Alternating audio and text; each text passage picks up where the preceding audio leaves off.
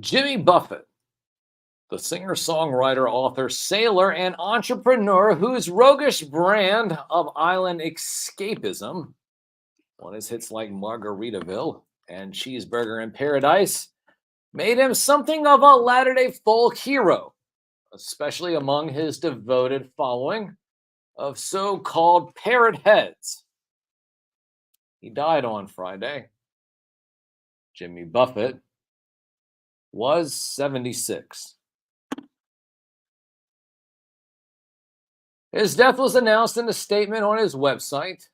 It did not say where he died or specify a cause. Mr. Buffett had rescheduled a series of concerts this spring, saying he had been hospitalized, although he offered no details. Peopled with pirates, smugglers, beach bums, and everyone else, Mr. Buffett's genial, self-depreciating songs conjured a world of sun, salt, water, and nonstop parties, animated by the calypso of country rock in his limber coral reef band. His live shows abound with sing-along anthems, and his festive topical iconography making him a perennial draw on the summer concert circuit, where he built an ardent fan base akin to the Grateful Dead's Deadhead. Mr. Buffett found success primarily with albums. He enjoyed only a few years on the pop singles charts. Margaritaville was his 1977 breakthrough, and it was his only single to reach the pop top 10.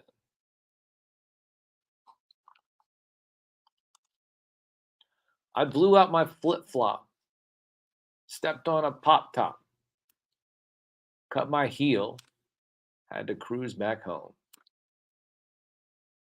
That's what he said with the Caribbean rhythms.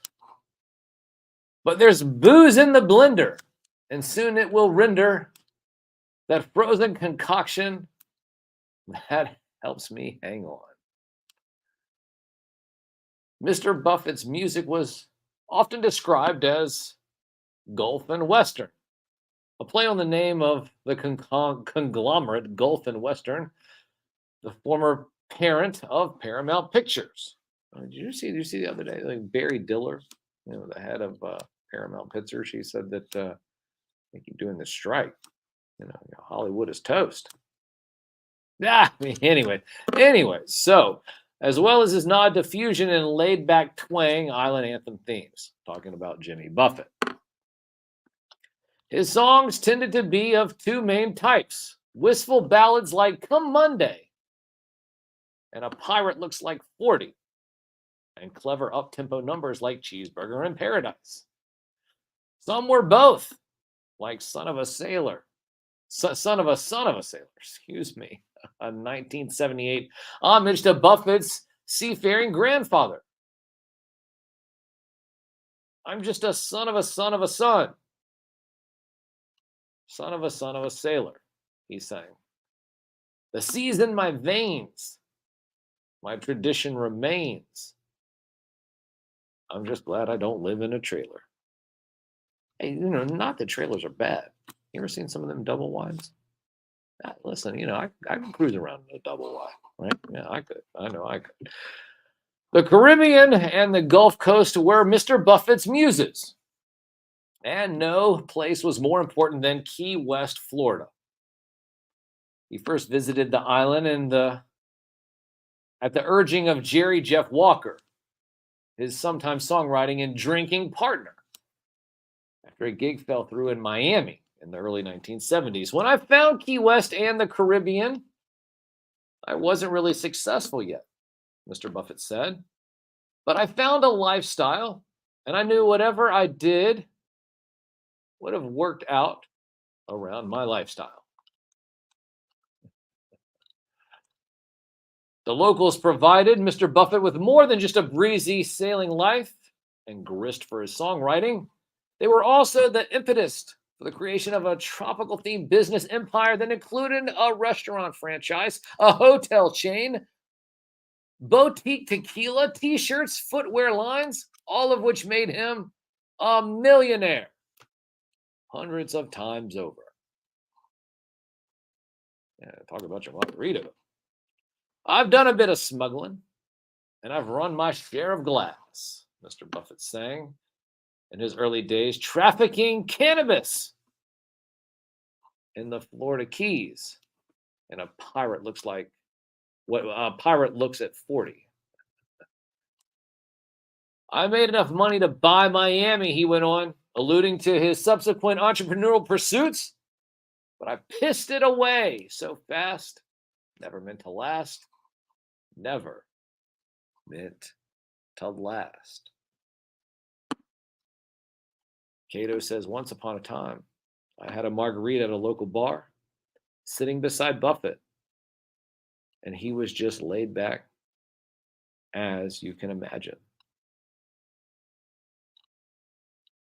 You know, I always think it's interesting when people have run in with celebrities. Cato just mentioned that. Follow him at Cato's Collection. That's Cato with a K. Going back to Jimmy Buffett, his claim to squandering his wealth notwithstanding, Mr. Buffett proved to be a shrewd manager of his considerable fortune. Forbes this year estimated his net worth to be at a drum roll. Sir Philosopher, can I get a drum roll? His net worth was what? His net worth was $1 billion. Wow. $1 billion if Mr. Buffett is a pirate. To borrow one of his favorite images, it is hardly because of his days palling around with dope smugglers in the Caribbean. He is a pirate in the way that Bill Gates and Donald Trump have styled themselves as plundering rebels. Visionary artist of the deal, not bound by the social restrictions, meant for smaller, more careful men. Good thing that's why I'm a puppet. And by the way, for the record, the comparison to Mr. Trump was strictly financial because Jimmy Buffett was a Democrat. Mr. Buffett was also an accomplished author. He was one of the only 6 writers, along with the likes of Ernest Hemingway, John Steinbeck, and a few others, to top the Times fiction and nonfiction bestsellers list.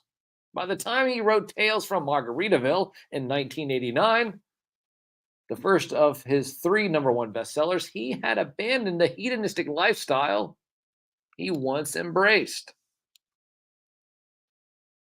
I could wind up like a lot of my friends did, burned out or dead. Or I could redirect the energy. That's what he told the Washington Post in 1989. I'm not old, but I'm getting older. That period of my life is over. It was fun, all that hard drinking, hard drugging, no apologies. I still have a very happy life, he went on to say. I just don't do the things that I used to do. Born on December 25th, that is right, born on Christmas Day in 1946 in Mississippi, James William Buffett was one of 3 children by Mary Lorraine Peets and James Delaney Buffett Jr.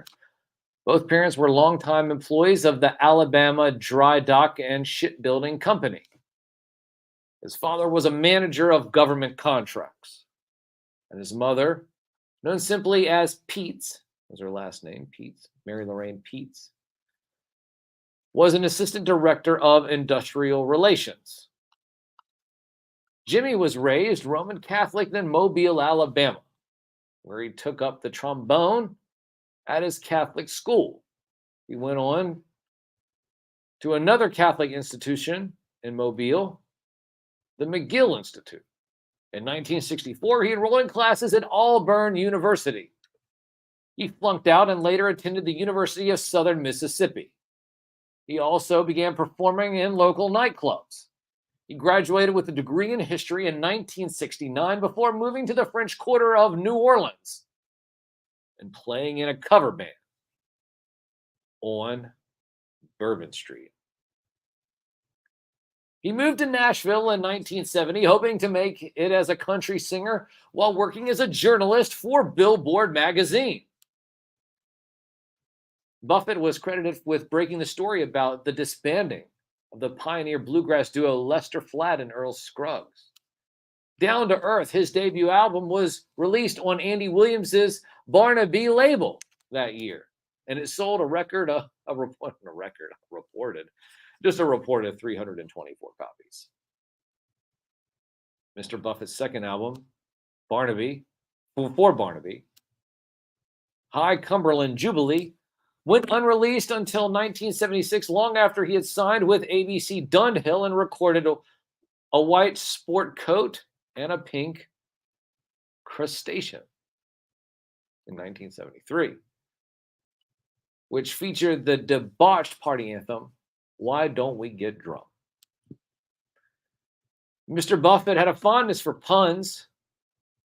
The title, A White Sport Coat, was inspired by the song A White Sport Coat and a Pink Carnation, a 1957 pop hit for the country singer Marty Robbins. Another album was called Last Mango in Paris.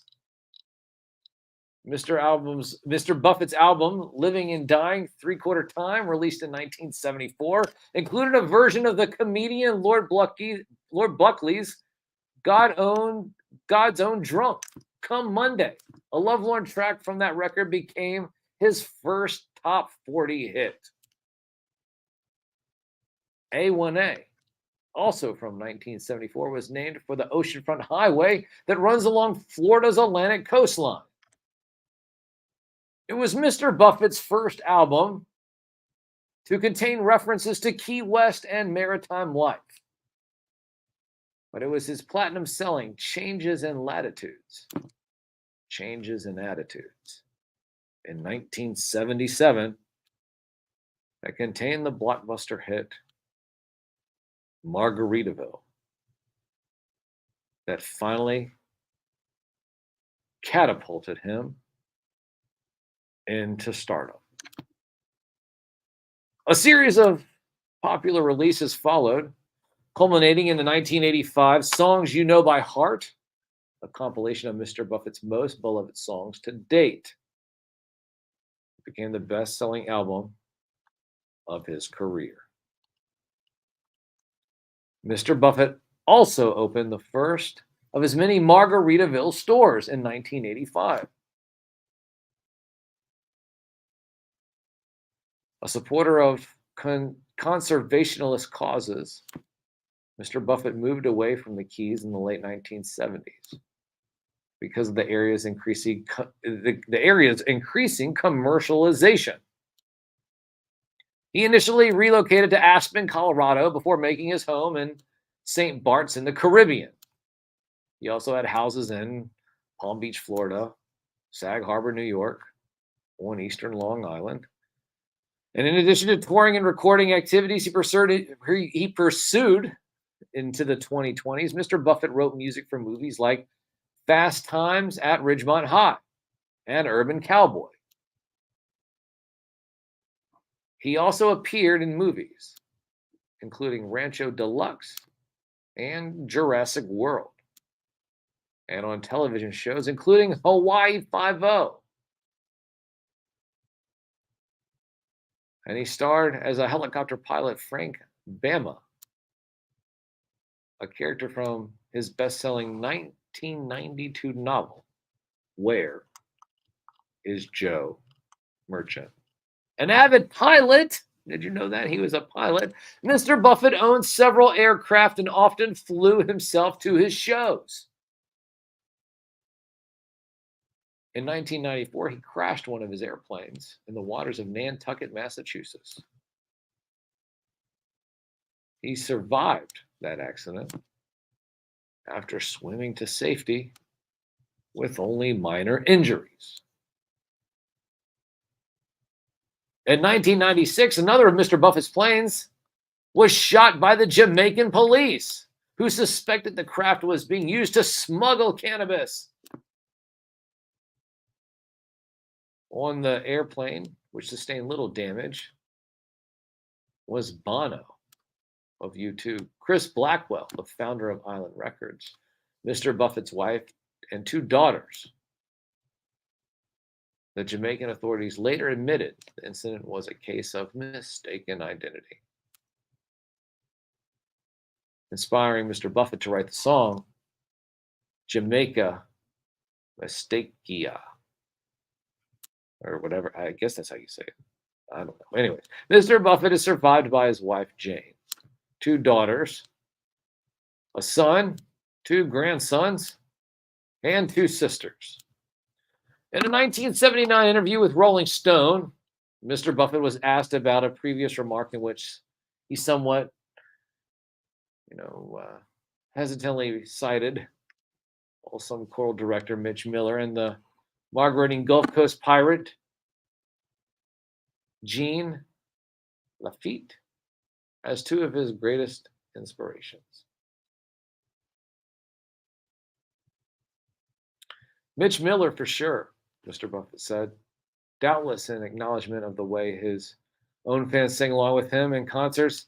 In the old days, sing along with Mitch, who didn't. But Gene was my hero as a romantic character. I'm not sure he was a musical influence. His lifestyle influenced me. Most definitely because I'm the very opposite of Mitch Miller.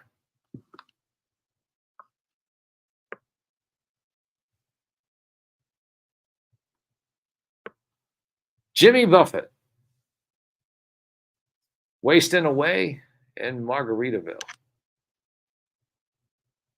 And while eating a cheeseburger in paradise. Dead at the age of 76. Another one for the books, ladies and gents.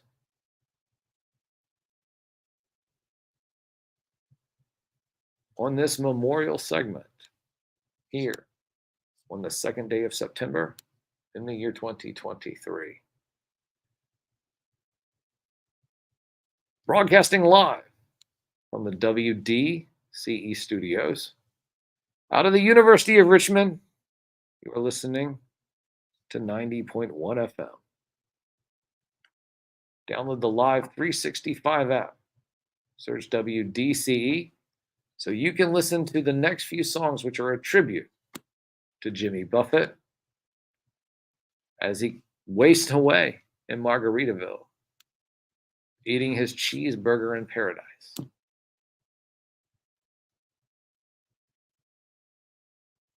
Here on WDCE 90.1 FM. From the most trusted puppet in media, reporting since Roswell, I'm Sam NewsMan, and this is Saturday Morning.